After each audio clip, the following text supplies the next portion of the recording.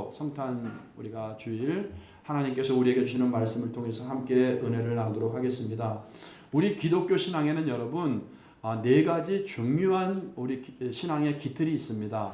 이 신앙이 참 중요하거든요. 그 첫 번째는 우리는 창세기 1장 1절을 딱 펼치잖아요. 창세기를 펼치면은 누가 천지 우주 만물 우리 사람을 만드셨다고 성경이 선언하죠. 하나님이 그 태초에 하나님이 천지를 창조하시니라. 우리는 여러분 하나님의 형상대로 우리가 지음받은, 그러니까 우리는 우연히 태어난 것이 아니고 무슨 진화론에서 이야기하는 것처럼 우리가 아메바부터 시작해서 원숭이가 되고 또 그 다음에 사람으로 진화된 것이 아니고, 우리 사람은 하나님의 형상, 그래서 우리는 우리 속에 마음이라는 게 있고 영이라는 게 있고 혼이라는 게 있거든요. 이 하나님의 형상대로 우리는 지음받았다. 그래서 첫 번째 기독교 신앙의 중요한 것은 창조 신앙입니다. 하나님이 온 우주 만물과 세상을 만드시고 우리를 만드시고 하나님이 우리를 섭리하시고 통치하시는구나. 창조 신앙입니다. 그래서 이것을 감사하면서 우리가 살아야 되겠죠. 두 번째는 이제 오늘 성탄절이잖아요. 하나님께서 죄 가운데서, 율법 가운데서, 사망 가운데서 죽으면 끝이 아닙니다, 여러분들. 우리를 죄와 공포와 두려움과 절망과 이런 죄악 덩어리로부터 우리를 구원하기 위해서, 우리 죄값을 치르기 위해서 하나님이 사람의 몸을 입고 이 땅에 오신 날, 이걸 믿는 걸 임마누엘 신앙이라고 합니다. 따라해보세요. 임마누엘 신앙. 자, 첫 번째가 창조 신앙, 두 번째가 뭐예요? 임마누엘 신앙. 이 기독교의 아주 중요한 신앙의 기틀입니다. 그러니까 여러분들이 잘 배우세요. 창조 신앙, 두 번째는 하나님이 나를 구원하기 위해서, 나를 죄에서 구원하기 위해서 하나님이 사람이 되신 이 성탄절, 임마누엘 신앙. 또 세 번째는 그 주님이 나의 죄를 위해서 대신 십자가에 죽으셨죠. 그리고 죽음으로 끝난 게 아니고, 죽음으로 끝났으면 우리의 구원자가 될 수 없습니다. 우리를 구원의 완성을 위해서, 우리를 의롭게 하시기 위해서 십자가에서 죽으시고 3일 만에 부활하셨다는 거예요.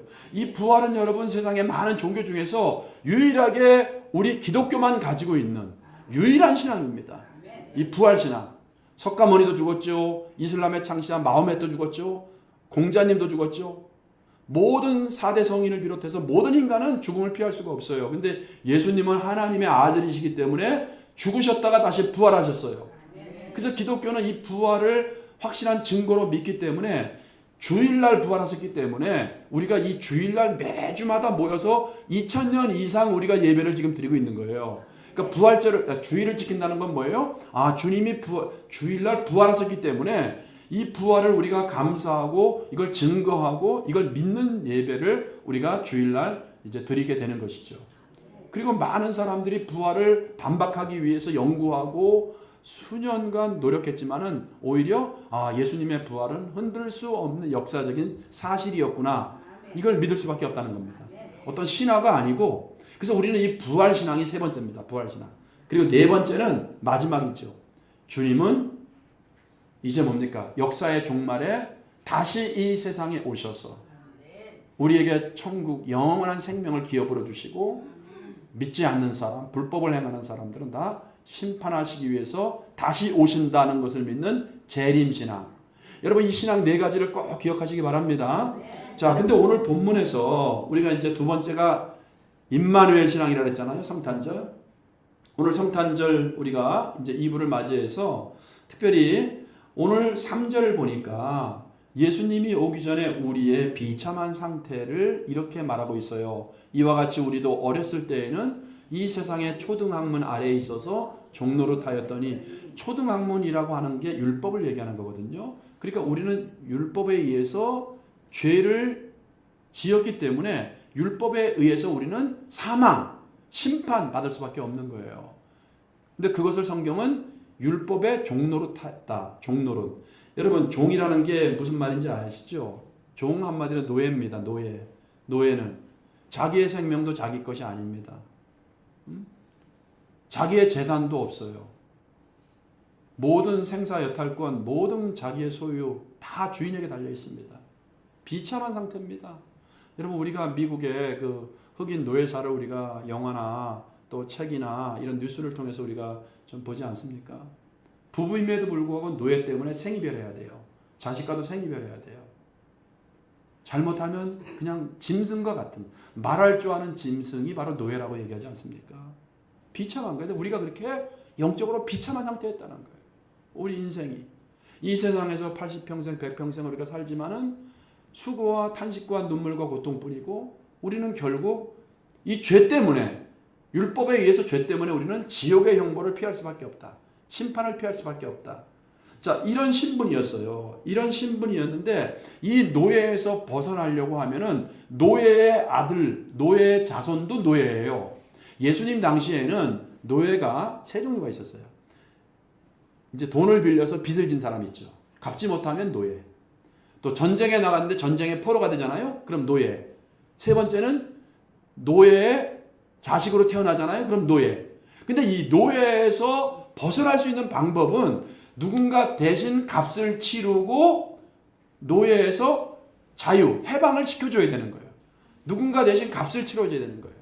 근데 우리가 이렇게 영적으로 우리의 실존이 우리가 노예였다는 겁니다. 죄 때문에 죄에 노예였다는 거예요. 근데 여러분 4절에 보니까 우리에게 이런 기쁜 놀라운 소식을 예수님이 주신 거예요. 그게 바로 성탄절입니다. 4절을 보시면 이렇게 돼 있죠. 4절에 때가 참에 하나님이 그 아들을 보내서, 여기서 아들이 누구예요? 예수님이시죠. 근데 여기 보세요. 아들을 보내서 누구에게서 나게 하셨다? 여자에게서 나게 하시고 율법 아래에 나게 하신 것은, 여기 보세요. 일단 여자에게서 나게 하신 것은 뭐냐면, 예수님은 우리가 육신의 어머니가 누구라 그래요? 동정녀 마리아 그러잖아요. 창세기 3장 15절에 보면은 선악과를 먹고 하나님의 명령과 율법을 어기고 죄를 지은 우리 인간들에게 하나님께서 창세기 3장 15절 우리가 원시복음, 원복음이라 합니다. 하나님이 이 말씀을 하셔요. 여자의 후손이 뱀의 머리를 상하게 할 것이다, 이런 말을 하잖아요. 창세기 3장 15절에. 내가 너로, 뱀에게 하나님이 하는 말입니다. 내가 너로 뭐예요? 여자의 후손, 원수가 되게 하고 여자의 후손인 너의 머리를 상하게 할 것이라 그랬잖아요. 그래서 여자의 후손으로 오신 예수님께서 사탄의 머리를 상하게 하시는 사건이 십자가의 사건이에요. 그리고 예수님께서 여자에게서 나게 하셨다는 것이 그 말입니다. 그래서 예수님은 여러분 여인의 후손으로 오셔서 창세기 3장 15절의 하나님의 말씀을 성취하신 분이에요. 예수님이 여자의 후손으로 오셨지만은 죄 없는 모습으로 오셔야 됐기 때문에 예수님은 남자 여자의 우리 인간들처럼 그런 관계를 통해서 정자와 난자의 만남을 통해서 태어나신 분이 아니고 성령의 능력으로 말미암아 마리아의 자궁에서 탄생을 한 거예요. 여러분, 말씀으로 하나님이 온 우주 만물을 창조하십니다. 그런데 여러분, 동정녀 탄생을 많은 사람들이 이거는 있을 수 없는 소설 같은 이야기라고 오히려 폄하하고 비하합니다. 하나님이 뭘 못하겠어요.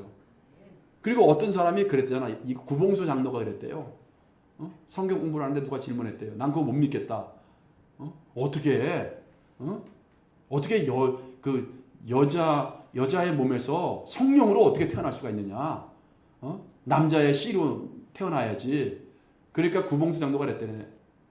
아니, 자기 남편 요셉도 믿는데 네가 왜 못 믿어?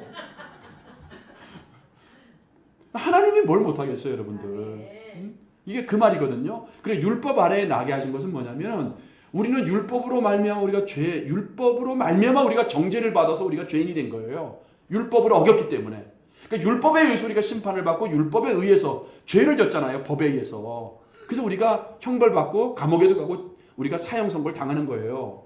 근데 예수님이 그 율법 아래에서 나게 하셨다는 것은 뭐냐면, 예수님이 율법으로 오셔서 율법에 매여 있는 우리를 위해서 십자가에서 죽으시고 율법의 마침이 되셨다, 이런 뜻이거든요.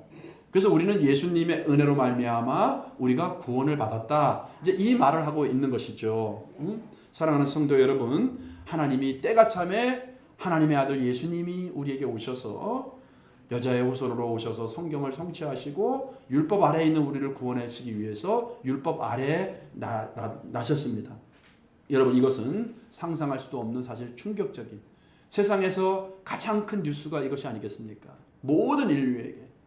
그래서 온 세상에 미칠 기쁨의 큰 소식을 너희에게 전하노라 이렇게 말씀한 거예요. 자, 우리가 만약에 노예라고 보세요. 내 자식도 노예예요. 비참한 삶 살 수밖에 없습니다. 내 목숨도 내 것이 아닙니다. 주인의 목숨입니다. 내 소유, 내 자산이 아무것도 없습니다. 그런데 누군가 값을 치르고 나를 노예에서 해방시켜 줬다고 하면 이것보다 우리 인생에 더 큰 기쁨이 있을까요? 바로 성탄이 여러분 바로 그렇다는 것입니다. 죄에 매여 죽을 수밖에 없는 우리를 구원하기 위해서 하나님이 인간의 몸을 이 땅에 입고 오셨다. 어떤 목사님은 그런 얘기를 하더라고요. 이것은 하나님이 사람이 되신 것은 마치 사람이 개미가 되는 것보다 더 충격적인 일이다. 왜 그래요, 여러분들? 하나님은 창조주잖아. 우리는 피조물이잖아. 그러니까 창조주가 피조물이 된 거하고 사람은 피조물이잖아요. 사람이 피조물이 개미가 된 것보다 더 충격적이고 더 큰 놀라운 일이 바로 창조주가 피조물이 된 거다. 이렇게 얘기를 했어요. 우리를 사랑하고 우리를 구원하기 위해서 예수님께서 이 땅에 오신 것입니다. 여러분 이거를 믿으시고 여러분들이 이제는 오늘 성경 우리가 4장 7절에 보니까 5절에 보니까 그렇게 예수님께서 이렇게 하신 것은 여자에게서 나고 율법 아래서 나게 하신 이유의 목적을 얘기하고 있죠. 5절 보세요. 이유가 뭐죠? 우리를 속량하시고 속량에다 여러분들이 밑줄을 치시고요. 아들의 명분을 동그라미 치세요. 우리를 구원해서 하나님의 아들을 만들기 위해서 하나님의 자녀를 삼아주시기 위해서 그리고 우리가 하나님의 아들이면 우리 속에 누가 있다 그랬어요? 뭐가 있다 그랬죠? 여기 보면은 6절에 보세요. 그 아들의 영을 우리 마음속에 주셨다고 말씀하고 있어요. 여러분들 예수님의 영이 성령이 여러분들 중심에 마음의 심령에 있음을 믿으시기 바랍니다. 내가 예수님을 그렇게 나의 구원자로 나를 구원하기 위해서 임마누엘로 오신 이 땅에 예수님을 믿는 순간에 우리는 아들이 된 거고 딸이 된 겁니다.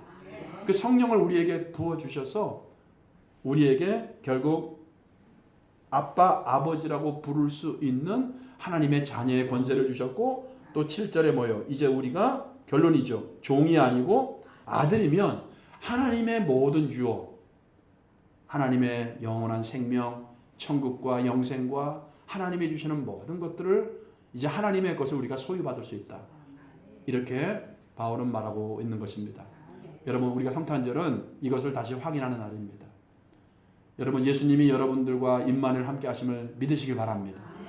예수님이 여러분을 구원하기 위해서 이 땅에 오셔서 나를 위해 십자가에 죽으시고 값을 다 치르신 것을 믿으시기 바랍니다. 그래서 예수님이 십자가에서 값을 치렀다.